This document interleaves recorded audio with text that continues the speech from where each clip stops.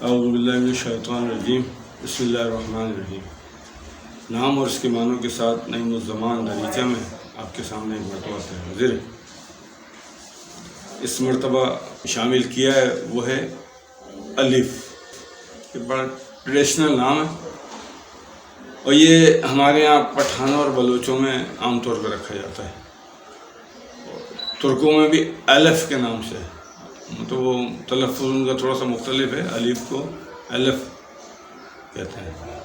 تو ان میں بھی رکھا جاتا ہے۔ اچھا، یہ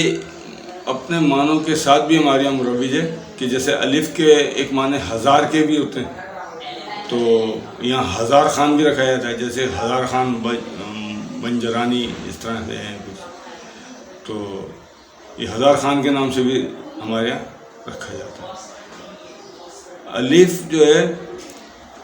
اپنی ابتدا اور انتہا کے حوالے سے ایک استعارے کے طور پہ بھی لیا جاتا ہے کہ اس کو خدا کے نام کے ساتھ جوڑا جاتا ہے، کہ جس طرح اللہ تبارک تعالیٰ کی نہ انتہا ہے نہ ابتدا، تو اس طرح ہم جب الف کو دیکھتے ہیں تو الف کا اوپر کی جانب ہم اس کو جتنا بڑھائیں تو وہ الف ہی رہتا ہے، کوئی اس میں تبدیلی نہیں آتی۔ اس طرح جب اس کو نیچے کی جانب ہم جتنا کھینچیں تب بھی وہ الف ہی رہتا ہے، تو ہم اس کی ابتدا اور انتہا کو نہیں پہنچ سکتے، تو اللہ کی بھی یہ صفت ہے، تو اس لیے یہ اللہ کے نام کے معنوں میں بھی شمار ہوتا ہے الف۔ پھر اس طرح اب دیکھتے ہیں کہ حق باؤ جو ہیں وہ الف کو کس طرح سے دیکھتے ہیں۔ حق باؤ کہتے ہیں الف اللہ چمبے دی بوٹی،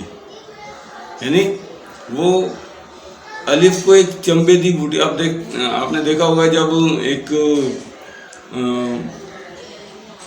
پودا جو ہے جیسے زمین سے نکلتا ہے تو اس کے ایک دو انچ کی جو شاخ کہہ لیں، ٹہنی کہہ لیں یا پتا جو بھی ہے، وہ جو نکلتا ہے بڑا خوبصورت سا منظر پیش کرتا ہے، وہ ایسا لگتا ہے الف۔ تو حق باؤ کہتے ہیں کہ الف اللہ چمبے دی بوٹی میرے من وچ لائی ہوں، مطلب مرشد من وچ لائی ہوں، تو وہ کہتے ہیں کہ الف اللہ جو ہے وہ چمبے کی بوٹی کی طرح ہے جو میرے مرشد نے میرے من میں لگائی ہے۔ بزرگوں کا، صوفیہ کا جو ہے معنوں کے دیکھنے کا ایک اپنی الگ ہی رمز ہوتی ہے، مختلف رمزوں میں وہ الفاظوں کے معنوں کو دیکھتے ہیں۔ تو اسی طرح ایک الف جو ہے ہمارے یہاں عرفیات میں لمبے کے معنوں میں بھی استعمال ہوتا ہے۔ کوئی شخص لمبا ہوتا ہے نا، بولتے ہیں الف کی طرح لمبا ہے، لیکن الف جو ہے یہ بلند کے معنوں میں بھی آتا ہے، جو میں سمجھتا ہوں کہ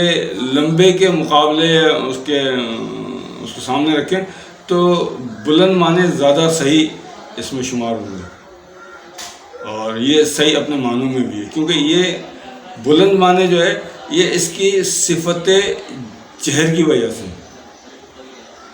جو تجوید سے تعلق رکھتے ہیں لوگ، تجوید پڑھنا پڑھانا جن کا کام ہے،